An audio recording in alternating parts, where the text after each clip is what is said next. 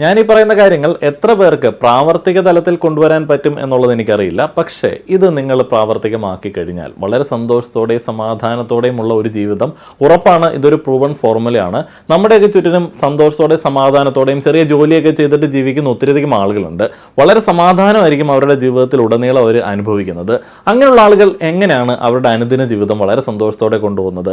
അവർക്ക് ദാരിദ്ര്യം ഉണ്ടാവില്ല, അവർക്ക് വേണ്ടതൊക്കെ ഉണ്ടാവും. അപ്പോൾ അവർ വളരെ സ്റ്റാൻഡേർഡ് ആയിട്ട് തന്നെ ആയിരിക്കും ജീവിക്കുന്നത്. അങ്ങനെയുള്ള ആളുകൾ എങ്ങനെ ആ ഒരു സ്റ്റേജിലേക്ക് എത്തി എന്നുള്ളതിൻ്റെ ഒരു ഫോർമുലയെ കുറിച്ചിട്ടാണ് ഇന്നത്തെ വീഡിയോയിൽ ഞാൻ സംസാരിക്കുന്നത്. അപ്പോൾ അതുപോലെ ഒരു കഥയിലൂടെ മുന്നോട്ടേക്ക് പോകാനായിട്ടാണ് ആഗ്രഹിക്കുന്നത്. മനോഹരമായിട്ടുള്ളൊരു കഥ നിങ്ങൾക്ക് വേണ്ടി കാത്തിരിക്കുകയാണ്. ആദ്യം തന്നെ ഒരു ചോദ്യം ചോദിച്ചിട്ട് തുടങ്ങാം. 25-ാം വയസ്സിൽ മാസം 20,000 രൂപ ശമ്പളം വാങ്ങുന്ന ഒരു സാധാരണ ചെറുപ്പക്കാരന് 10 വർഷം കഴിഞ്ഞ് 35 വയസ്സാകുമ്പോൾ 50 ലക്ഷം രൂപയുടെ ആസ്തി സ്വന്തമാക്കാനായിട്ട് കഴിയുമോ? ഒരുപാട് ആളുകൾ ഇപ്പോൾ തന്നെ മറുപടി പറയും, ചേട്ടാ ഇന്നത്തെ കാലത്ത് 20,000 രൂപ കൊണ്ട് വാടക പോലും കൊടുക്കാനായിട്ട് പറ്റുന്നില്ല, പിന്നെ 50 ലക്ഷത്തിൻ്റെ ആസ്തിയൊക്കെ എങ്ങനെ ഉണ്ടാക്കും? പക്ഷേ ഞാനെന്ന് പറയുന്നത് ഒരു മാജിക് ഫോർമുല അല്ല, ക്രിപ്റ്റോ അല്ല, ട്രേഡിംഗ് അല്ല, ലോട്ടറി അല്ല, മൾട്ടി ലെവൽ മാർക്കറ്റിംഗ് അല്ല. ഇന്ന് ഞാൻ പറയാൻ പോകുന്നത് ഒരു സാധാരണ ശമ്പളക്കാരൻ, ശരാശരി ബുദ്ധിയുള്ള ഒരാൾ, ജോർജ് കുട്ടി ഒന്നും ആവേണ്ട ആവശ്യമില്ല, വലിയ ബിസിനസ്സോ രാഷ്ട്രീയ സ്വാധീനമോ പാരമ്പര്യ സ്വത്തോ ഒന്നുമില്ലാതെ എങ്ങനെ സാമ്പത്തികമായിട്ട് മുന്നേറാം എന്നതിനെ കുറിച്ചിട്ടാണ്. ഒരു കാര്യം ഞാൻ ആദ്യമേ പറയട്ടെ, ഞാനൊരു സെബി രജിസ്റ്റേർഡ് ആയിട്ടുള്ള ഫിനാൻഷ്യൽ അഡ്വൈസറൊന്നുമല്ല. ഈ വീഡിയോ നിക്ഷേപ ഉപദേശവും അല്ല. ഞാൻ പഠിച്ചതും കണ്ടതും വായിച്ചതും സാമ്പത്തികമായി മുന്നേറിയ ശമ്പളക്കാരുടെ ജീവിതത്തിൽ കണ്ട പൊതുവായിട്ടുള്ള ശീലങ്ങളുമാണ് ഇന്ന് നിങ്ങളുമായിട്ട് പങ്കുവെക്കുന്നത്. കാരണം ധനികരാകുന്ന ആളുകൾക്കെല്ലാം വലിയ ശമ്പളമല്ല ഉണ്ടായിരുന്നത്, പക്ഷെ അവർക്ക് ഒരു വലിയ ഗുണമുണ്ടായിരുന്നു. പണത്തിന് വേണ്ടി അടിമപ്പണി എടുക്കാതെ അവർ പണത്തെ കൊണ്ട് പണിയെടുപ്പിച്ചു. അപ്പോൾ അതുപോലെ ഒരു കഥയിൽ നിന്ന് തന്നെ അങ്ങോട്ട് തുടങ്ങാം. ഇന്നത്തെ കഥാപാത്രത്തിൻ്റെ പേര് അർജുൻ. ഒരുപക്ഷെ ആ ഒരു അർജുൻ നിങ്ങൾ തന്നെ ആകാം, അല്ലെങ്കിൽ നിങ്ങളുടെ സഹോദരനായിരിക്കാം, അല്ലെങ്കിൽ നിങ്ങളുടെ മകനായിരിക്കാം. അർജുന് 25 വയസ്സാണ്. അർജുൻ ഒരു സാധാരണ ഡിഗ്രിയൊക്കെ കംപ്ലീറ്റ് ചെയ്തിട്ട് വീട്ടിലിരിക്കുകയായിരുന്നു. ക്യാമ്പസ് പ്ലേസ്മെൻറ്റിൽ ജോലിയൊന്നും അവന് കിട്ടിയിരുന്നില്ല. മറ്റ് പല സ്ഥാപനങ്ങൾ അപ്ലൈ ചെയ്തു. അവസാനം ഒരു സ്വകാര്യ സ്ഥാപനത്തിൽ കുറേ കാത്തിരുന്നതിന് ശേഷം 20,000 രൂപ ശമ്പളത്തിൽ ഒരു ജോലി അവന് തരപ്പെട്ടു. പിന്നെ ആദ്യത്തെ ശമ്പളത്തിനൊരു പ്രത്യേകതയുണ്ട്, അത് വന്നതുപോലെ തന്നെ കംപ്ലീറ്റ് ആയിട്ട് ചിലവായി പോകും. കാരണം നമ്മൾ പല ആളുകൾക്കും അതിൽ നിന്ന് ഗിഫ്റ്റൊക്കെ വാങ്ങിച്ചു കൊടുക്കാറുണ്ട്. അച്ഛനൊരു ഷർട്ട്, അമ്മയ്ക്കൊരു സാരി, സുഹൃത്തുക്കൾക്കൊരു ട്രീറ്റ്, ഒരു പുതിയ മൊബൈലൊക്കെ വാങ്ങണം എന്നുള്ളൊരു ആഗ്രഹമൊക്കെ ആ മാസം പല ആളുകൾക്കും വരാറുണ്ട്. ആകെ മൊത്തത്തിൽ ആദ്യ ശമ്പളം നമ്മളങ്ങനെ സേവ് ചെയ്യാനായിട്ടൊന്നും പലപ്പോഴും ശ്രമിക്കാറില്ല. അവസാനം ബാലൻസ് വണ്ടിക്കൂലി എങ്കിലും ഉണ്ട് എന്നുണ്ടെങ്കിൽ ഭാഗ്യം. അടുത്ത മാസം വീണ്ടും 0-ൽ നിന്ന് തുടങ്ങണം. ഇതാണ് മിക്ക ആളുകളുടെയും കഥ. പക്ഷേ നമ്മളിൽ പല ആളുകളും ചെയ്യാത്തൊരു കാര്യം അടുത്ത മാസം തൊട്ട് അർജുൻ ചെയ്തു. ആ ഒരു തീരുമാനം ഒരു ഫിനാൻഷ്യൽ ലിറ്ററസി ക്ലാസ് പോലെ ഞാൻ നിങ്ങൾക്ക് പറഞ്ഞു കേൾപ്പിക്കാം. പല യൂട്യൂബ് വീഡിയോകളിലും നിങ്ങൾ കേട്ടിട്ടുണ്ടാകും, 50% ആവശ്യങ്ങൾക്ക് വേണ്ടി മാറ്റിവെക്കുക, 30% ആഗ്രഹങ്ങൾക്ക് വേണ്ടി മാറ്റിവെക്കുക, 20% സേവിങ്സിലേക്ക് മാറ്റിവെക്കുക നിങ്ങൾക്ക് കിട്ടുന്ന ശമ്പളത്തിൽ നിന്ന്. കേൾക്കാൻ നല്ല സിദ്ധാന്തമാണ്. പക്ഷേ 20,000 രൂപ ശമ്പളം വാങ്ങുന്ന ഒരു ചെറുപ്പക്കാരനോട് ഇത് പറഞ്ഞാൽ അവൻ ആദ്യം ചോദിക്കുന്നത്, ചേട്ടാ വാടകയും ഭക്ഷണമൊക്കെ കഴിഞ്ഞിട്ട് 20% എവിടെ ബാക്കിയുണ്ട് മാറ്റിവെക്കാനായിട്ട്? നമ്മൾ ഇങ്ങനെയുള്ള സാമ്പത്തിക കാര്യങ്ങൾ പറയുമ്പോൾ, നിക്ഷേപങ്ങളെ കുറിച്ചിട്ട് ചിന്തിക്കുമ്പോൾ പല ആളുകളും ഓഹരി വിപണി നല്ലൊരു ആശയമായിട്ട് പറയാറുണ്ട്. പക്ഷേ നമ്മൾ ചിന്തിക്കുന്നത് പോലെ എല്ലാവർക്കും കൃത്യമായിട്ട് നിക്ഷേപിക്കാനായിട്ടോ കാത്തിരിക്കാനായിട്ടോ റിസർച്ച് ചെയ്യാനായിട്ടോ പറ്റണമെന്നില്ല. കൂടാതെ ഇടയ്ക്കിടയ്ക്കൊക്കെ ട്രേഡ് ചെയ്യുന്ന ഒരു മെൻറ്റാലിറ്റി വന്നു കഴിഞ്ഞാൽ പിന്നെ പണം പോകുന്ന വഴി അറിയത്തില്ല. എന്നാൽ ഇങ്ങനെയൊക്കെ ചിന്തിക്കുന്നവർക്ക് നമ്മൾ നിക്ഷേപിക്കുന്ന പണം പോവില്ല എന്ന് 100% ഉറപ്പോടെ അണ്ടർ വാല്യൂഡ് ആയിട്ടുള്ള ഫണ്ടമെന്റലി സ്ട്രോങ് ആയിട്ടുള്ള 30 കമ്പനികളിൽ നിക്ഷേപിക്കാനായിട്ടുള്ള അവസരം ലഭിച്ചാൽ എങ്ങനെ ഉണ്ടാകും? ഞാൻ പറയുന്നത് ബജാജ് ലൈഫിന്റെ നിഫ്റ്റി 200 വാല്യൂ 30 ഇൻഡെക്സ് ഫണ്ട് എന്ന NFO കുറിച്ചിട്ടാണ്. ഇതിനെക്കുറിച്ചിട്ടുള്ള കൂടുതൽ വിവരങ്ങൾ താഴെ കമന്റ് ബോക്സിലും ഡിസ്ക്രിപ്ഷനിലും നൽകിയിരിക്കുന്ന ലിങ്കിൽ കൊടുത്തിട്ടുണ്ട്. 30 അണ്ടർ വാല്യൂഡ് ആയിട്ടുള്ള കമ്പനികളിലേക്കാണ് ഇതിലൂടെ നമ്മൾ നിക്ഷേപിക്കുന്ന പണം പോകുന്നത്. ഈ ഫണ്ടിന്റെ ഇൻഡെക്സ് പരിശോധിച്ചാൽ കഴിഞ്ഞ 5 വർഷത്തിൽ ഏകദേശം 27.8% റിട്ടേൺസും കഴിഞ്ഞ 7 വർഷത്തിൽ 25.7% റിട്ടേൺസ് നൽകിയിട്ടുണ്ട്. ക്യാപിറ്റൽ ഗ്യാരണ്ടീഡ് ആയി നിക്ഷേപിക്കുമ്പോൾ നിക്ഷേപിച്ച പണത്തിന് മെച്യൂരിറ്റിയിൽ 100% ഗ്യാരണ്ടിയും കിട്ടും. ഈ NFOയുടെ NAV വെറും 10 രൂപയാണ്. ഇതിനോടൊപ്പം നിങ്ങൾ അടയ്ക്കുന്ന പ്രതിമാസ പ്രീമിയത്തിന്റെ 120 ഇരട്ടി വലിയൊരു ലൈഫ് ഇൻഷുറൻസ് കവറേജും നിങ്ങൾക്ക് ലഭിക്കുന്നുണ്ട്. പ്രവാസികളായിട്ടുള്ള ആളുകൾ പ്രതിമാസം ഏകദേശം 18,000 രൂപയ്ക്ക് നിക്ഷേപിക്കുകയാണെന്നുണ്ടെങ്കിൽ ഏകദേശം 2 കോടി വരെയുള്ള റിട്ടേൺ സാധ്യതയൊക്കെ പറയുന്നുണ്ട്. അതായത് സമ്പന്നനാവണമെങ്കിലും ജീവിതം ഒരൽപ്പം മെച്ചപ്പെടണമെങ്കിലും നിക്ഷേപങ്ങൾ നിർബന്ധമാണ്.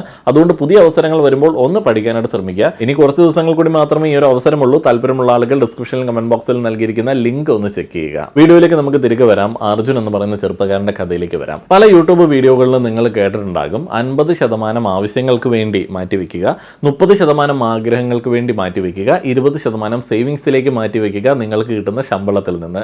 കേൾക്കാൻ നല്ല സിദ്ധാന്തമാണ്. പക്ഷേ 20,000 രൂപ ശമ്പളം വാങ്ങുന്ന ഒരു ചെറുപ്പക്കാരനോട് ഇത് പറഞ്ഞാൽ അവൻ ആദ്യം ചോദിക്കുന്നത്, ചേട്ടാ വാടകയും ഭക്ഷണമൊക്കെ കഴിഞ്ഞിട്ട് 20% ബാക്കി എവിടെ? അതുകൊണ്ട് ഞാൻ പറയുന്നത് വേറെയാണ്, റിവേഴ്സ് ബഡ്ജറ്റിങ്. അതായത് ഈ ശമ്പളം എന്നൊക്കെ പറയുമ്പോൾ നമുക്ക് കിട്ടുന്ന ശമ്പളത്തിൻ്റെ ഒരു 1/4 നമ്മൾ ചെലവഴിക്കുകയാണ്, മറ്റുള്ള ആളുകളുടെ അക്കൗണ്ടിലേക്ക് പോകുന്നതാണ്. ആർക്കെങ്കിലും കൊടുക്കാനുണ്ടാകും, ബാങ്കിന് കൊടുക്കാനുണ്ടാകും, അല്ലെങ്കിൽ പലചരക്കടയിൽ കൊടുക്കാനുണ്ടാകും. അപ്പോൾ അങ്ങനെ നമ്മൾ കൊടുക്കുന്ന ആ ഒരു ചിന്തയോടൊപ്പം തന്നെ ഇങ്ങനെ വിചാരിക്കുക, നിങ്ങൾ നിങ്ങളെ തന്നെ അങ്ങ് സങ്കല്പിക്കുക. നിങ്ങൾക്ക് നിർബന്ധമായിട്ട് ഇത്ര പൈസ കൊടുത്തില്ല എന്നുണ്ടെങ്കിൽ വലിയ പ്രശ്നമാണ്, നിങ്ങൾ വലിയ വിഷയക്കാരനാണ്, നിങ്ങൾ ഭയങ്കര കലിപ്പനാണ്. അതുകൊണ്ട് നിങ്ങൾക്ക് തന്നെ ഒരു 3000 രൂപ അല്ലെങ്കിൽ 5000 രൂപ എല്ലാ മാസം കൃത്യമായിട്ട് കൊടുക്കണം. അങ്ങനെ നിങ്ങളെ മറ്റൊരാളായിട്ട് സങ്കല്പിച്ചിട്ട് ആ ആളുടെ നിങ്ങളുടെ തന്നെ മറ്റൊരു വേർഷൻ്റെ ഏതെങ്കിലും ഒരു സേവിങ്സ് അക്കൗണ്ടിലേക്കോ അല്ലെങ്കിൽ ഒരു സേവിങ് പ്ലാനിലേക്കോ ഈ പറയുന്ന തുക അങ്ങോട്ട് നിക്ഷേപിക്കുക. ഇത് SIP ആയിട്ടോ സേവിങ്സ് പ്ലാൻ ആയിട്ടോ നിങ്ങൾക്ക് ചെയ്യാൻ കേട്ടോ. SIP systematic investment plan. അതിപ്പോൾ തൽക്കാലം അറിയത്തില്ലാത്ത ആളുകളൊന്ന് സെർച്ച് ചെയ്തോളുക, നമുക്ക് ഡീറ്റെയിൽ ആയിട്ട് പിന്നീട് ഒരു വീഡിയോ ചെയ്യാം. അതേപോലെ തന്നെ ഈ വീഡിയോയിൽ ഇൻവെസ്റ്റ്മെൻറ്റ് റിലേറ്റഡ് ആയിട്ടുള്ളൊരു പരസ്യമുണ്ട്. അത് ബേസിക് ആയിട്ടുള്ള കാര്യങ്ങളൊക്കെ പഠിച്ചതിന് ശേഷം മാത്രം ചെയ്യാനായിട്ട് ശ്രമിക്കുക. അങ്ങനെ നിങ്ങൾക്ക് പേ ചെയ്തതിൻ്റെ ബാക്കിയുള്ളൊരു തുക ഉണ്ടല്ലോ, ആ ഒരു തുക കൊണ്ടാണ് നിങ്ങൾ ജീവിക്കേണ്ടത്. അപ്പോൾ പല ആളുകളും ചോദിക്കും, എൻ്റെ പൊന്നിയേട്ടാ അതുകൊണ്ട് എങ്ങനെ ജീവിക്കാൻ പറ്റും? അതുകൊണ്ട് ജീവിക്കാൻ പറ്റിയില്ല എന്ത് ചെയ്യും? സത്യം പറഞ്ഞാൽ ആദ്യത്തെ 2 മാസം വലിയ ബുദ്ധിമുട്ടായിരിക്കും. പക്ഷെ മനസ്സിലാക്കുക, മനുഷ്യൻ വളരെ അത്ഭുത ശക്തികളുള്ള ഒരു ജീവിയാണ്. എത്ര കിട്ടുന്നുണ്ടോ അതിനനുസരിച്ചിട്ട് ജീവിതം അഡ്ജസ്റ്റ് ചെയ്യുന്ന ഒരു പ്രത്യേക ജീവിയാണ്. ശമ്പളം 20,000 ഉള്ളൂ എന്നുണ്ടെങ്കിലും ജീവിക്കും, 40,000 ആയാലും ജീവിക്കും, 80,000 ആയാലും ജീവിക്കും. കാരണം ചെലവ് വരുമാനത്തെ പിന്തുടരുന്ന ഒരു വൈറസാണ്. അതുകൊണ്ടാണ് ആദ്യം സേവ് ചെയ്യുക പിന്നീട് ചെലവാക്കുക എന്ന് ഞാൻ പറഞ്ഞത്. ഇത് കേൾക്കുന്ന ചില ബിരുദന്മാർ അല്ലെങ്കിൽ ബിരുദത്തികൾ ചിന്തിക്കാൻ സാധ്യതയുണ്ട്, അല്ലെങ്കിൽ എന്നോട് ചോദിക്കാൻ സാധ്യതയുണ്ട്, അന്നെങ്കിൽ പിന്നെ ചേട്ടാ ഒരു 80% പൈസ അല്ലെങ്കിൽ ഒരു 90% പൈസ അങ്ങോട്ട് സേവ് ചെയ്താലോ, ബാക്കി 10% കൊണ്ട് ജീവിക്കാനായിട്ട് ശേഷിയുള്ള അത്ഭുത ജീവിയാണല്ലോ മനുഷ്യൻ. പക്ഷേ ഞാൻ നിങ്ങളോട് പറയുകയാണ്, അത് വലിയ തെറ്റാണ്. ജീവിതം ഒരു എക്സൽ ഷീറ്റൊന്നും അല്ല. എല്ലാം നിങ്ങൾ പ്ലാൻ ചെയ്ത പോലെ ഒന്നും നടക്കാനായിട്ടുള്ള സാധ്യതയില്ല. ചിലപ്പോൾ ഈ വീഡിയോ കണ്ടുകൊണ്ടിരിക്കുന്ന സമയത്തായിരിക്കും നിങ്ങളുടെ ഫോണിൻ്റെ ഡിസ്പ്ലേ അടിച്ചു പോകുന്നത്, അല്ലെങ്കിൽ നിങ്ങൾക്ക് നാളെ ഒരു പനി വരുന്നത്, ഹോസ്പിറ്റലിലേക്കൊന്ന് പോവേണ്ടി വരുന്നത്, അല്ലെങ്കിൽ നിങ്ങളുടെ ജോലി നഷ്ടപ്പെട്ടേക്കാം. അപ്പോൾ എന്ത് ചെയ്യും? മ്യൂച്വൽ ഫണ്ടിലേക്ക് നിങ്ങൾ മാസം മാസം മാറ്റി വെച്ചിട്ടുള്ള ഭാവിയിലെ 50 ലക്ഷം, 1 കോടി സ്വപ്നത്തിന് വേണ്ടി മാറ്റി വെച്ചിട്ടുള്ള ഒരു ഫണ്ട് പൊട്ടിക്കാൻ പറ്റുമോ? ഇല്ല. അങ്ങനെയുള്ള സമയത്താണ് എമർജൻസി ഫണ്ട്. എമർജൻസി ഫണ്ട് എന്തിനാണ്? ഒരു കാര്യം ഓർത്തോളുക, നിക്ഷേപം വളരാൻ വളരെയധികം സമയം വേണം, പക്ഷേ അപകടമൊന്നും സമയം ചോദിച്ചിട്ട് വരത്തില്ല. അതുകൊണ്ട് ആദ്യ വർഷത്തെ ലക്ഷ്യം കോടീശ്വരനാവുക എന്നുള്ളതായിരിക്കരുത്. 50,000 രൂപ എമർജൻസി ഫണ്ട് ഉണ്ടാക്കുക എന്നുള്ളതായിരിക്കണം 20,000 രൂപ ശമ്പളം വാങ്ങുന്ന ഒരാളുടെ ആദ്യ വർഷത്തെ ലക്ഷ്യം. ഈ ഒരു പണം ഓഹരിയിലോ ക്രിപ്റ്റോയിലോ മ്യൂച്വൽ ഫണ്ടിലോ ഒന്നും കൊണ്ടിടരുത്. ഇത് നമുക്ക് പെട്ടെന്ന് എടുക്കാൻ പാകത്തിലുള്ള ഒരു സേവിങ്സ് അക്കൗണ്ടിലായിരിക്കണം സേവ് ചെയ്ത് വെക്കേണ്ടത്. സേവിങ്സ് അക്കൗണ്ടിലേക്ക് കുറച്ചധികം പണം എപ്പോഴും കിടക്കുന്നത് മനസ്സിന് വളരെയധികം സന്തോഷം നൽകുന്ന ഒരു സംഗതിയാണ് എന്നുള്ളത് ഞാൻ പറയാതെ തന്നെ നിങ്ങൾക്കറിയാവുന്ന ഒരു കാര്യമാണ്. അപ്പോൾ അത് അവിടെ കിടന്നോട്ടെ, അതിൽ തുടരുത്. ഇത് യഥാർത്ഥ അത്യാവശ്യങ്ങൾക്ക് വേണ്ടി മാത്രം ഉപയോഗിക്കാവുള്ളൂ. പുതിയൊരു ഐഫോൺ വാങ്ങാനായിട്ടോ, ഗോവ ട്രിപ്പ് പോകാനായിട്ടോ, ബ്ലാക്ക് ഫ്രൈഡേ ഓഫറിൽ സാധനങ്ങൾ വാങ്ങാനായിട്ടോ ഒന്നും ഇത് ഉപയോഗിക്കരുത്. അങ്ങനെയൊക്കെ ഉപയോഗിച്ച് കഴിഞ്ഞാൽ നിങ്ങളുടെ മൊത്തത്തിലുള്ള ജീവിതത്തെ അത് ബാധിക്കാനായിട്ടുള്ള സാധ്യതയുണ്ട്. അർജുൻ്റെ കഥയിലൂടെ തന്നെ കാര്യങ്ങൾ പറയാം. അർജുൻ ഒരു ദിവസം ഓഫീസിൽ ലഞ്ച് കഴിക്കുന്ന സമയത്ത് അവൻ്റെ ഒരു സുഹൃത്ത് പുതിയൊരു ഐഫോൺ വാങ്ങിയത് അവനെ കാണിച്ചു. മറ്റൊരാൾ പുതിയൊരു ബൈക്ക് ബുക്ക് ചെയ്തിരിക്കുന്നു. മൂന്നാമത്തെ ഒരുത്തനാണെങ്കിൽ വിദേശ ട്രിപ്പ് പോകുന്നു. അർജുൻ്റെ മനസ്സൊന്ന് ചാഞ്ചാടി. അപ്പോൾ അവനിങ്ങനെ വിചാരിച്ചു, ഞാൻ മാത്രം എന്താ ഇങ്ങനെ പിന്നിൽ നിൽക്കുന്നത്? അവനിങ്ങനെ വിഷമിച്ചിരിക്കുന്ന സമയത്ത് അവൻ്റെ ഒരു സീനിയർ അവനോട് വന്ന് ഒരു കാര്യം പറഞ്ഞു. സോഷ്യൽ മീഡിയയിൽ അല്ലെങ്കിൽ നിങ്ങളുടെ ചുറ്റുപാടുകളിൽ ആളുകളുടെ ആഡംബരങ്ങളിൽ നിങ്ങൾ കാണുന്നത് അവരുടെ EMI ആണ്, ബാങ്ക് ബാലൻസ് അല്ല. ആ ഒരു വാചകം അർജുൻ മറന്നില്ല. നമ്മൾ ഓർക്കുക, പലപ്പോഴും നമ്മൾ സോഷ്യൽ മീഡിയയിൽ ആളുകളുമായിട്ട് താരതമ്യം ചെയ്യുന്നത് അവരുടെ സമ്പത്തിനെ അല്ല, പലപ്പോഴും അവരുടെ കടത്തെയാണ്. അർജുൻ ഈ കാലയളവിൽ ആകെ വാങ്ങിയത് 15,000 രൂപ കൊടുത്തിട്ട് ഒരു പഴയ ബൈക്ക് മാത്രമാണ്. ഇനി ഈ വീഡിയോയിലെ പ്രധാനപ്പെട്ട ഭാഗത്തിലേക്ക് വരാം. ഒരു 20,000 രൂപ ശമ്പളം കൊണ്ട് മാത്രം അല്ലെങ്കിൽ അതിനെ ആശ്രയിച്ച് സാമ്പത്തിക സ്വാതന്ത്ര്യം എന്ന് നേടും. അത് നേടാൻ പറ്റും, പക്ഷേ വളരെ പതുക്കെ ആയിരിക്കും. ഈ 20,000-നൊപ്പം ഒരു 5,000 രൂപ കൂടി നമുക്ക് ഉണ്ടാക്കാനായിട്ട് പറ്റിയാലോ? ഇവിടെയാണ് കളി മാറുന്നത്. നമുക്ക് പാർട്ട് ടൈം ആയിട്ട് ചില കാര്യങ്ങളൊക്കെ വേണമെങ്കിൽ ചെയ്യാൻ പറ്റും. അർജുൻ ഇവിടെ യൂട്യൂബ് ഒന്നും തുടങ്ങിയില്ല. അതിനിപ്പോൾ യൂട്യൂബ് തുടങ്ങിയാലും പെട്ടെന്ന് പൈസ ഒന്നും കിട്ടുന്ന പരിപാടിയൊന്നുമില്ല. ഇൻവെസ്റ്റ്മെൻ്റ് ഒക്കെ അതിന് വേണ്ടി വരും. അപ്പോൾ യൂട്യൂബ് അവൻ തുടങ്ങിയില്ല. വീക്കെൻഡിൽ അവൻ ട്യൂഷൻ എടുത്തു. കാരണം അതിന് ഇൻവെസ്റ്റ്മെൻറ്റ് വേണ്ട, അവൻ ഓൾറെഡി അറിയാവുന്ന കാര്യങ്ങൾ മറ്റുള്ള ആളുകൾക്ക് പറഞ്ഞു കൊടുക്കുന്ന പരിപാടിയാണ്. അതേപോലെ തന്നെ ഫ്രീലാൻസ് ആയിട്ട് ചില ഡാറ്റ എൻട്രി വർക്കുകൾ ചെയ്തു. ഓൺലൈനായിട്ട് ചില ആളുകൾക്ക് നല്ല റെസ്യൂമേ ചെയ്തു കൊടുത്തു. ക്യാൻവ പഠിച്ചിട്ട് ചില ഡിസൈനുകളൊക്കെ അവൻ്റെ സുഹൃത്തുക്കൾക്ക് വേണ്ടി അവൻ ചെറിയ പണത്തിന് ചെയ്തു കൊടുത്തു. ചില മാസങ്ങളിൽ സമയമുള്ളപ്പോൾ അവൻ സ്വിഗ്ഗി ഡെലിവറി പോലും ചെയ്തു. ഇതിലൊരു കുറവൊന്നും നമ്മൾ കാണേണ്ട ആവശ്യമൊന്നുമില്ല. കാരണം ജോലിയേക്കാൾ വലുതാണ് ലക്ഷ്യം. മാസം 3,000, 5,000, 7,000 രൂപ ഇങ്ങനെയൊക്കെ എക്സ്ട്രാ കിട്ടുന്ന ഒരു പണം മുഴുവൻ അവൻ ലൈഫ് സ്റ്റൈൽ കൂട്ടാൻ വേണ്ടി ഉപയോഗിച്ചില്ല. ഒരു പ്രത്യേക അക്കൗണ്ടിലേക്ക് മാറ്റി. അവന് നല്ലൊരു ബോധം ഉണ്ടായിരുന്നു. കാരണം ഈ ചെറിയ ശമ്പളത്തിലൊക്കെ ജീവിക്കുന്ന ആളുകൾക്ക് ഒരു വീട് അല്ലെങ്കിൽ വിവാഹം അല്ലെങ്കിൽ ഒരു കാറ് എന്നീ സ്വപ്നങ്ങൾക്ക് വേണ്ടി ബൾക്കായിട്ട് എമൗണ്ട് സ്പെൻഡ് ചെയ്യാനായിട്ട് പറ്റത്തുണ്ടാവില്ല. കാരണം നമ്മൾ 10 വർഷം കൊണ്ട് 50 ലക്ഷത്തിൻ്റെ ആസ്തിയാണ് ഉദ്ദേശിക്കുന്നത്. ഒരു വീട് കാറൊക്കെ വാങ്ങണമെന്നുണ്ടെങ്കിൽ എത്ര ലക്ഷങ്ങൾ വേണം? ആ ഒരു സമയത്ത് നമുക്ക് ആവശ്യങ്ങൾ മാറ്റിവെക്കാൻ പറ്റത്തില്ല, ആഗ്രഹങ്ങൾ മാറ്റിവെക്കാനായിട്ട് പലപ്പോഴും പല ആളുകളും ശ്രമിക്കാറില്ല. അതിൻ്റെ ആവശ്യമൊന്നുമില്ല. ആ ഒരു സമയത്ത് നമുക്ക് ലോണൊക്കെ എടുക്കേണ്ടി വരും.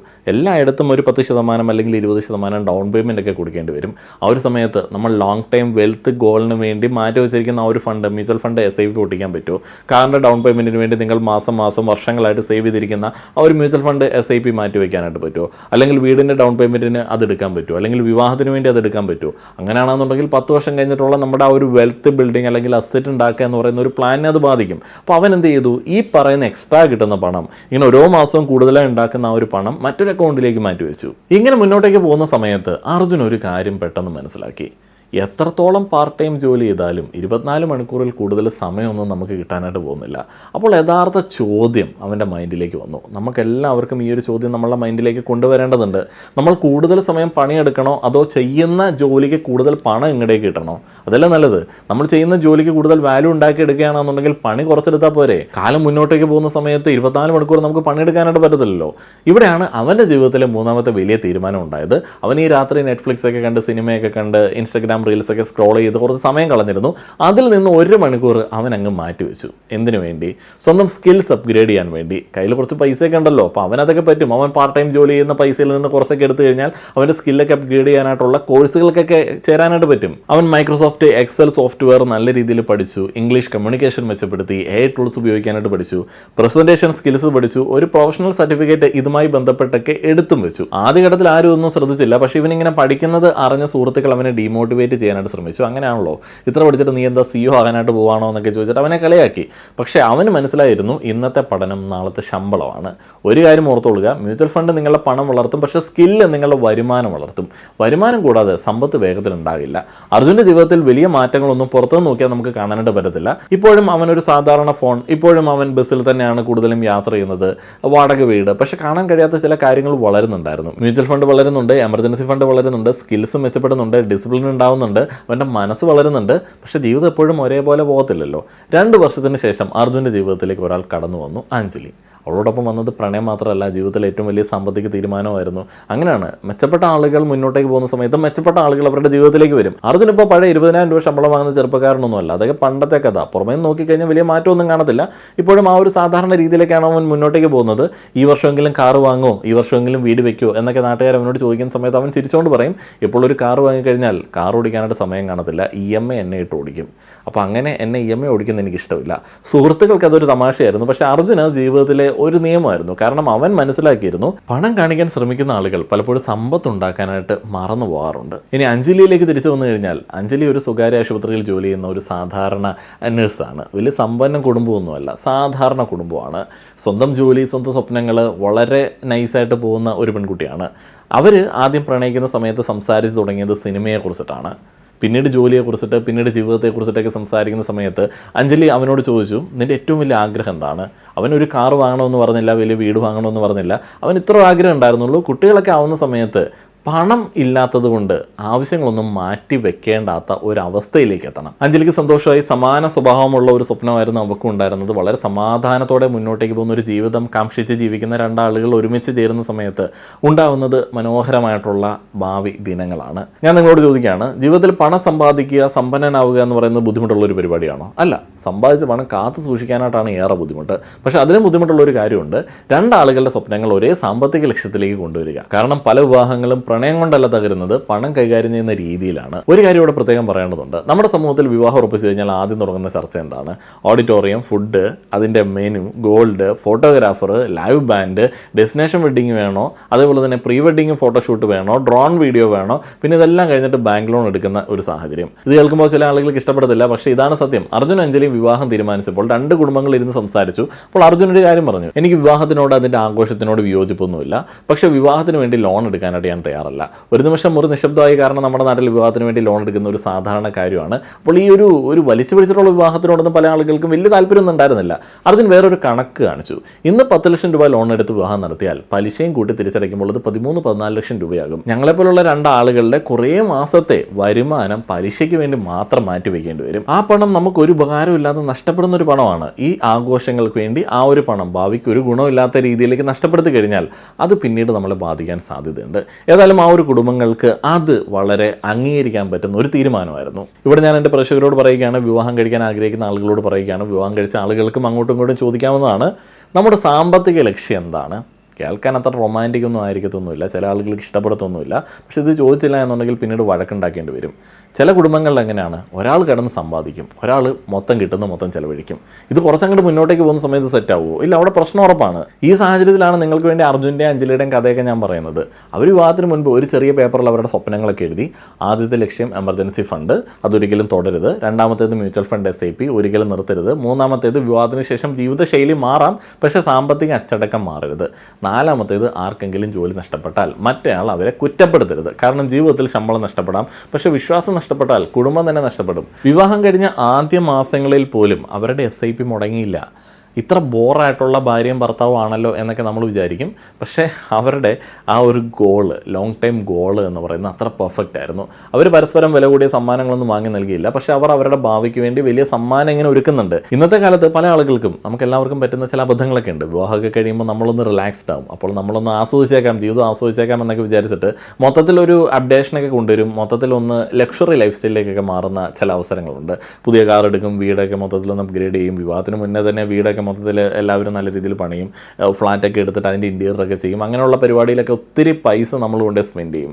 എന്നിട്ട് പിന്നീട് ഇതിൻ്റെ EMI അടയ്ക്കാനായിട്ട് ജീവിതം അങ്ങോട്ട് മാറ്റി വയ്ക്കേണ്ടി വരും. ഇവിടെ അർജുനും അഞ്ജലിയും വേറെ വഴി തിരഞ്ഞെടുത്തു. ആദ്യം സമ്പത്ത് ഉണ്ടാക്കാം, പിന്നീട് ആഡംബരം കാണിക്കാം എന്നുള്ളതായിരുന്നു അവരുടെ ഒരു തീരുമാനം. കാരണം ആഡംബര സമ്പന്നരെ ഉണ്ടാക്കില്ല, സമ്പത്താണ് ആഡംബരത്തെ ഉണ്ടാക്കുന്നത്. കുടുംബമായിട്ടൊക്കെ ജീവിക്കുന്ന ആളുകൾക്ക് നല്ലൊരു ജീവിത പങ്കാളി ഉണ്ട് എന്നുണ്ടെങ്കിൽ തന്നെ 95% പ്രശ്നങ്ങളും കഴിഞ്ഞു നിങ്ങൾ സമ്പന്നതയിലേക്ക് പോകും.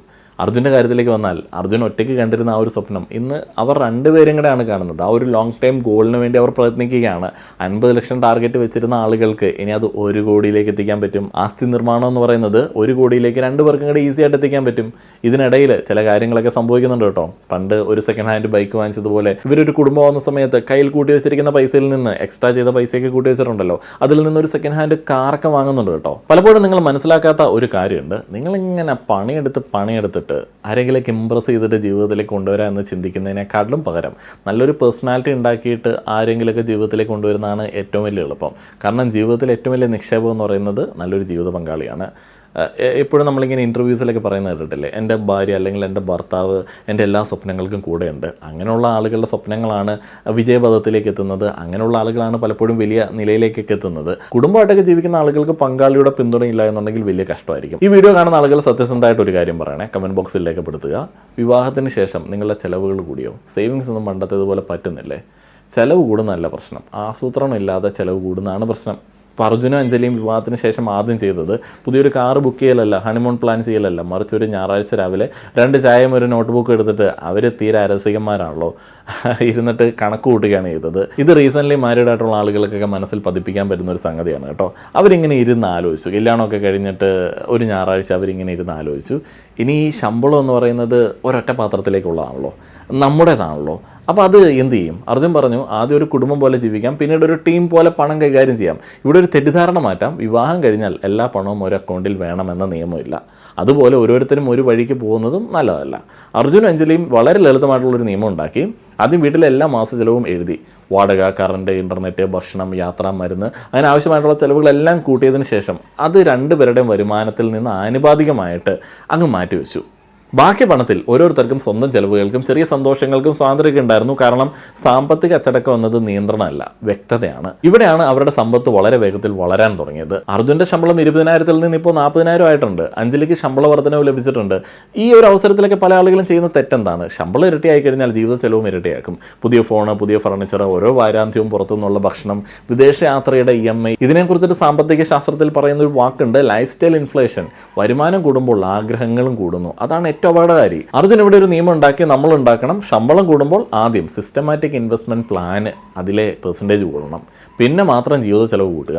ഉദാഹരണത്തിന് ആദ്യ മാസം ശമ്പളം കിട്ടിയ ആദ്യ മാസം 5000 SIP ആയിരുന്നു എന്നുണ്ടെങ്കിൽ ശമ്പളം കൂട്ടുമ്പോൾ അത് 10,000 ആക്കുക, പിന്നീട് 15,000 രൂപയാക്കുക. ഇൻക്രിമെൻറ്റ് വന്നപ്പോഴും അതിൻ്റെ ഭാഗമൊക്കെ നേരെ നിക്ഷേപത്തിലേക്ക് പോയി. കാരണം സമ്പന്നരാകുന്നത് വലിയ തീരുമാനങ്ങൾ കൊണ്ടല്ല, ചെറിയ തീരുമാനങ്ങൾ ആവർത്തിക്കുന്നത് കൊണ്ടാണ്. ഒരു കാര്യം പ്രത്യേകം പറയുകയാണ്, ഒരുപാട് പേർ ചോദിക്കും ഏത് മ്യൂച്വൽ ഫണ്ട് തിരഞ്ഞെടുക്കണം. എൻ്റെ മറുപടി, ആദ്യം ഫണ്ട് തിരഞ്ഞെടുക്കേണ്ട, ശീലം തിരഞ്ഞെടുക്കുക എന്നതാണ്. എല്ലാവർക്കും ഒരേ ഫണ്ട് ശരിയാവത്തില്ല. നിങ്ങളുടെ പ്രായം, റിസ്ക് എടുക്കാനായിട്ടുള്ള മനസ്സ്, ലക്ഷ്യങ്ങൾ ഇവയൊക്കെ ആശ്രയിച്ചിട്ടായിരിക്കും നിങ്ങളുടെ ഫണ്ട് തീരുമാനം വരേണ്ടത്. പക്ഷേ ദീർഘകാല നിക്ഷേപം ലക്ഷ്യമിടുന്ന ആളുകൾക്ക് വ്യാപകമായിട്ട് വിപണിയെ പിന്തുടരുന്ന ഇൻഡെക്സ് ഫണ്ടുകൾ അല്ലെങ്കിൽ നല്ല ട്രാക്ക് റെക്കോർഡുള്ള ഡൈവേഴ്സിഫൈഡ് ഇക്വിറ്റി മ്യൂച്വൽ ഫണ്ടുകൾ ഒക്കെ തിരഞ്ഞെടുക്കാവുന്നതാണ്. പ്രധാന കാര്യം മാസം തോറും മുടങ്ങാതെ നിക്ഷേപിക്കുക. കാരണം ടൈം ഇൻ ദ മാർക്കറ്റിംഗ് ടൈമിനേക്കാൾ ശക്തമാണ്. അർജുൻ്റെ കഥയിലേക്ക് തിരികെ വന്നു കഴിഞ്ഞാൽ പെട്ടെന്ന് അർജുന ഒരു റിയലൈസേഷൻ വന്നു. കാരണം കൂട്ടത്തിലുള്ള ഒരാൾക്ക്, സഹപ്രവർത്തകന് അപ്രതീക്ഷിതമായിട്ടൊരു മൈനർ അറ്റാക്ക്. ആശുപത്രി ബില്ല് 6 ലക്ഷം രൂപ. അന്ന് രാത്രി തന്നെ അർജുനും അഞ്ജലിയും തീരുമാനിച്ചു, ഒരു അപകടം വന്നു കഴിഞ്ഞാൽ സുരക്ഷ ഒരുക്കാനായിട്ടുള്ള കാര്യങ്ങൾ നമ്മൾ ചെയ്യേണ്ടതുണ്ട്.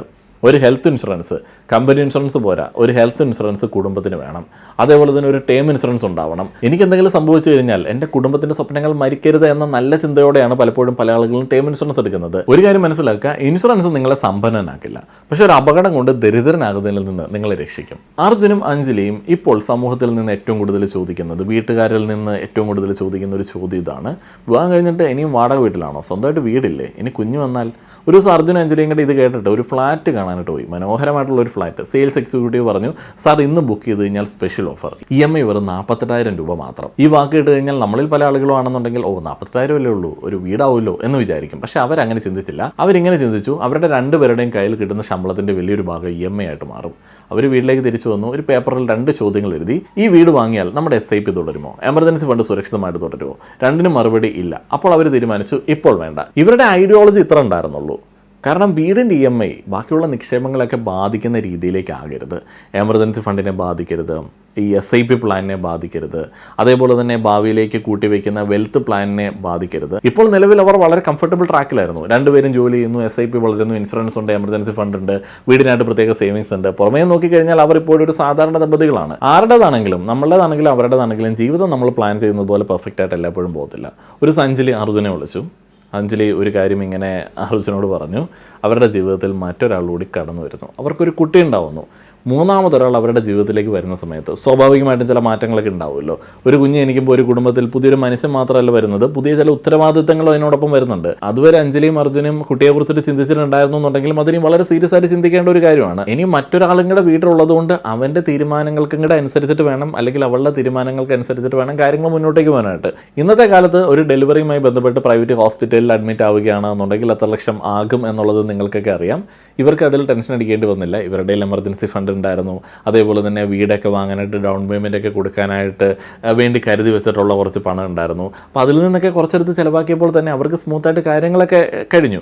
പക്ഷേ എമർജൻസി ഫണ്ടിൻ്റെ ആ ഒരു എമൗണ്ട് കുറഞ്ഞു. ആ ഒരു എമൗണ്ടിലേക്ക് ഇനിയിപ്പോൾ തിരിച്ച് പേ ചെയ്യണോ അതോ SIPയിൽ ഏതെങ്കിലുമൊക്കെ ഒന്ന് ക്യാൻസൽ ചെയ്യണോ എന്നുള്ളൊരു ആലോചനയിൽ ഇരുന്ന സമയത്താണ് അവർ വീണ്ടും ആ ഒരു കാര്യം മികച്ചൊരു തീരുമാനത്തിലേക്ക് എത്തുന്നത്. SIP നിർത്തുന്ന പരിപാടിയില്ല. പല ആളുകളും SIP നിർത്തും, മ്യൂച്വൽ ഫണ്ട് നിർത്തും, നിക്ഷേപം നിർത്തും. കാരണം അവർ വിചാരിക്കും ഇപ്പോൾ ഇത്തിരി ടൈറ്റ് അല്ലേ, കുറച്ച് വർഷം കഴിഞ്ഞിട്ട് വീണ്ടും തുടങ്ങാം. പക്ഷെ നമ്മൾ മനസ്സിലാക്കേണ്ടത് കോമ്പൗണ്ടിങ് ആരെയും കാത്തിരിക്കില്ല. ഒരു വർഷം നഷ്ടപ്പെട്ടാൽ പണം മാത്രമല്ല, പണത്തിന് വളരാൻ കിട്ടിയിരുന്ന സമയവും നഷ്ടമാവും. അതുകൊണ്ട് അർജുനും അഞ്ജലിയും ആ തീരുമാനം എടുത്തത് പെർഫെക്റ്റ് ആണ്. എന്തൊക്കെ സംഭവിച്ചാലും മന്ത്ലി ഇൻവെസ്റ്റ്മെൻറ്റിൽ ഒരു പൈസ പോലും കുറയ്ക്കാനായിട്ട് ആഗ്രഹിക്കുന്നില്ല. വർഷം കൂട്ടുന്ന പരിപാടി വേണമെന്നുണ്ടെങ്കിൽ കുറച്ച് സ്റ്റോപ്പ് ചെയ്ത് വയ്ക്കാമെന്നുണ്ടെങ്കിലും എത്ര എമൗണ്ട് ആണോ നിക്ഷേപിച്ചിരുന്നത് അതേപടി തന്നെ മുന്നോട്ടേക്ക് പോകും. 5 വർഷം മുമ്പ് അർജുൻ 20,000 രൂപ ശമ്പളക്കാരനായിരുന്നു. ഇപ്പോൾ പഠിച്ചതും പുതിയ സ്കില്ലുകൾ നേടിയതും ജോലി മാറിയതും ഒക്കെ കൊണ്ട് അവൻ്റെ ശമ്പളം 75,000 രൂപ ആയിട്ടുണ്ട്. അഞ്ജലിയുടെയും ശമ്പളം വർദ്ധിച്ചിട്ടുണ്ട്. ഇപ്പോൾ അവരുടെ കുടുംബ വരുമാനം മുൻകാലത്തേക്കാൾ വളരെ കൂടുതലാണ്. പക്ഷേ അവർക്ക് ഒരു നിയമം എപ്പോഴും മാറിയിട്ടില്ല. ഓരോ ശമ്പള വർധനവിൻ്റെയും കുറഞ്ഞത് 50% നേരെ നിക്ഷേപത്തിലേക്ക്, ഉദാഹരണത്തിന് 10,000 രൂപ ഇൻക്രിമെൻറ്റ് കിട്ടിയാൽ 5,000 രൂപ SIP വർദ്ധിപ്പിക്കുന്നതിലേക്ക് മാറും. ബാക്കി 5,000 രൂപ കൊണ്ടാണ് ജീവിത നിലവാരം അവർ മെച്ചപ്പെടുത്തിക്കൊണ്ടിരുന്നത്. ഇതാണ് സമ്പന്നരും സാധാരണക്കാരും തമ്മിലുള്ള വലിയ വ്യത്യാസം. സാധാരണക്കാരൻ ശമ്പളം കൂടുമ്പോൾ ആദ്യം കാറൊന്ന് മാറ്റും, അല്ലെങ്കിൽ ഫോണൊന്ന് മാറ്റും. സമ്പത്തുണ്ടാക്കുന്ന ആളുകൾ ആദ്യം നിക്ഷേപം കൂട്ടും. അതാണ് അവർ ചെയ്യുന്നത്. 10 വർഷങ്ങൾക്ക് ശേഷം ഇനി നമുക്ക് അർജുൻ്റെ മൊത്തത്തിലുള്ള ഒരു ലൈഫിനെ ഒന്ന് വിലയിരുത്താം.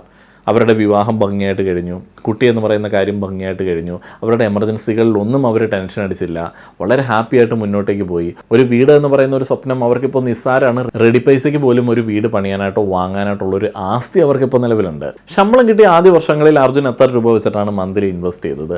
5,000 രൂപയുടെ SIP. പിന്നീട് അത് 15,000 മാറി, പിന്നീട് അത് 30,000 മാറി. അപ്പോൾ ഈ 10 വർഷത്തിനിടെ അവർ നേരിട്ട് നിക്ഷേപിച്ചത് ഏകദേശം 24-25 ലക്ഷം രൂപയാണ്. അപ്പോൾ 50 ലക്ഷം എത്തിയില്ലല്ലോ. നിങ്ങൾ അങ്ങനെയാണ് ചോദിക്കുന്നത്. 50 ലക്ഷത്തിന് വേണ്ടി 24 ലക്ഷം രൂപയുടെ പണിയെടുത്താൽ മതി. കാരണം ബാക്കി പണിയുന്നത് കോമ്പൗണ്ടിങ് ആണ്. ദീർഘകാലത്ത് ശരാശരി നല്ല വിപണി വളർച്ച ലഭിച്ച ഒരു സാഹചര്യത്തിൽ അവരുടെ ആകെ നിക്ഷേപ മൂല്യം ഏകദേശം 50 ലക്ഷത്തിനടുത്ത് എത്തിയിട്ടുണ്ട്. ഒരു കാര്യം പ്രത്യേകം നമ്മൾ പറയണം, ഇത് ഉറപ്പായിട്ടുള്ള റിട്ടേൺ അല്ല, പക്ഷേ മുന്നേക്കുള്ള വിപണി സാഹചര്യങ്ങളൊക്കെ അനുസരിച്ചിട്ട് ഇതൊക്കെ ഈസിലി അച്ചീവബിൾ ആണ്. വിപണി ചില വർഷങ്ങളിൽ ഉയരാം, ചില വർഷങ്ങളിൽ താഴാം. പക്ഷേ ദീർഘകാല അച്ചടക്കമുള്ള നിക്ഷേപമാണ് ഈ യാത്രയുടെ അടിസ്ഥാനം എന്ന് പറയുന്നത്. ഈ യാത്രയിൽ അവർക്ക് വിജയിക്കാൻ പറ്റിയതിൻ്റെ ഒരു കാരണം അവർ ചില തെറ്റുകൾ ചെയ്തില്ല എന്നുള്ളതാണ്. അതിലൊന്നാമത്തേത് ആഡംബര വസ്തുക്കൾ വാങ്ങാനായിട്ട് അതിൻ്റെ പുറകെ പോയില്ല. രണ്ടാമത്തേത് വിവാഹത്തിന് വേണ്ടി വലിയ തുക ലോൺ എടുത്തില്ല. മൂന്നാമത്തേത് ഓപ്ഷൻ ട്രേഡിംഗ് ഒക്കെ ചെയ്തിട്ട് പെട്ടെന്ന് പണക്കാരനാകാനായിട്ട് ശ്രമിച്ചില്ല. അല്ലെങ്കിൽ മറ്റുള്ള ഇൻവെസ്റ്റ്മെൻറ്റ് പരിപാടികൾ, പണമിരട്ടിപ്പ്, ലോട്ടറി പരിപാടികളിലേക്കൊന്നും പോയില്ല. പിന്നെ ക്രെഡിറ്റ് കാർഡ് ഉപയോഗിച്ചു, പക്ഷെ പലിശ ഒരിക്കലും കൊടുത്തില്ല. ക്രെഡിറ്റ് കാർഡുകളുടെ ഗുണങ്ങൾ, റിവാർഡ് പോയിന്റുകൾ, അതിൻ്റെ ബെനിഫിറ്റുകൾ കൃത്യമായിട്ട് അവർ വിനിയോഗിച്ചു. പിന്നെ മറ്റുള്ള ആളുകളുടെ ജീവിതവുമായിട്ട് അവർ സ്വന്തം ജീവിതം കമ്പയർ ചെയ്തില്ല. അവരൊരു കാര്യം മനസ്സിലാക്കിയിരുന്നു, ഇൻസ്റ്റഗ്രാമിൽ നമ്മൾ കാണുന്നത് ആളുകളുടെ ജീവിതത്തിൻ്റെ ഹൈലൈറ്റ് മാത്രമാണ്, ബാങ്ക് സ്റ്റേറ്റ്മെൻ്റ് അല്ല. നമ്മൾ കമ്പയർ ചെയ്യുന്നത് അവരുടെ EMI ഒക്കെ ആയിട്ടാണ്. 10 വർഷം കഴിഞ്ഞപ്പോൾ ഇവർ വലിയ കോടീശ്വരന്മാരായില്ല, പക്ഷെ ഒരു വലിയ കാര്യം അവരുടെ ജീവിതത്തിൽ ഉടനീളം നമ്മൾ കണ്ടു, വളരെ പോസിറ്റീവായിരുന്നു. ഇപ്പോൾ അവരുടെ വീട്ടിൽ ഒരാൾക്കൊരു അസുഖം വന്നാൽ, ഒരു ബുദ്ധിമുട്ട് വന്നു കഴിഞ്ഞാൽ പണം എവിടെ നിന്ന് വരും എന്നുള്ള കാര്യത്തെക്കുറിച്ചിട്ട് അവർക്ക് പേടിയില്ല. കുഞ്ഞിൻ്റെ വിദ്യാഭ്യാസത്തെക്കുറിച്ചിട്ട്, അവൻ്റെ ആരോഗ്യത്തെക്കുറിച്ചിട്ട്, ഉറക്കമില്ലാത്ത രാത്രികൾ അവർക്കില്ല.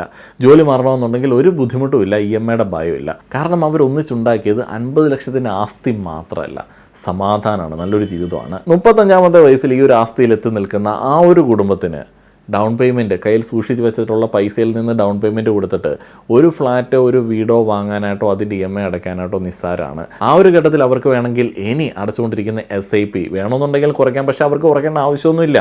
കാരണം ആ ഒരു രീതിയിലാണ് അവർ ലൈഫ് സെറ്റ് ചെയ്തത്. ഇവിടെ വലിയ ഏതെങ്കിലും ക്യാഷ് ഫ്ലോ നമുക്ക് കാണാനായിട്ട് വരുന്നുണ്ടോ? ഇത് വളരെ ഈസി ആയിട്ട് മാനേജ് ചെയ്യാൻ പറ്റുന്ന ഒരു കണക്കാണ്. ഈ വീഡിയോ കാണുന്ന നിങ്ങൾക്ക് 25 വയസ്സായിരിക്കാം, 30 വയസ്സായിരിക്കാം, അല്ലെങ്കിൽ 35 വയസ്സായിരിക്കാം. എന്തായാലും ഓർക്കുക, സമ്പത്തുണ്ടാക്കാൻ ഏറ്റവും നല്ല സമയം ഇന്നലെ ആയിരുന്നു. എൻ്റെ രണ്ടാമത്തെ ഏറ്റവും വലിയ സമയം ഏതാണെന്നറിയോ? അത് ഇന്നാണ്. ഈ വീഡിയോയിൽ പറഞ്ഞ എല്ലാ കാര്യങ്ങളും എല്ലാവർക്കും ഒരേപോലെ ബാധകമാകണമെന്നില്ല. നിങ്ങളുടെ വരുമാനവും കുടുംബത്തിലെ സാഹചര്യവും ലക്ഷ്യങ്ങളൊക്കെ വ്യത്യസ്തമായിരിക്കും. പക്ഷേ ഒരു കാര്യം മാത്രം എല്ലാവർക്കും ഒരുപോലെയാണ്, അച്ചടക്കം. കാരണം വലിയ ശമ്പളം നിങ്ങളെ സമ്പന്നനാക്കണമെന്നില്ല, പക്ഷേ സ്ഥിരതയുള്ള നല്ല തീരുമാനങ്ങൾ തീർച്ചയായിട്ടും നിങ്ങളെ സാമ്പത്തികമായിട്ട് ശക്തനാക്കും.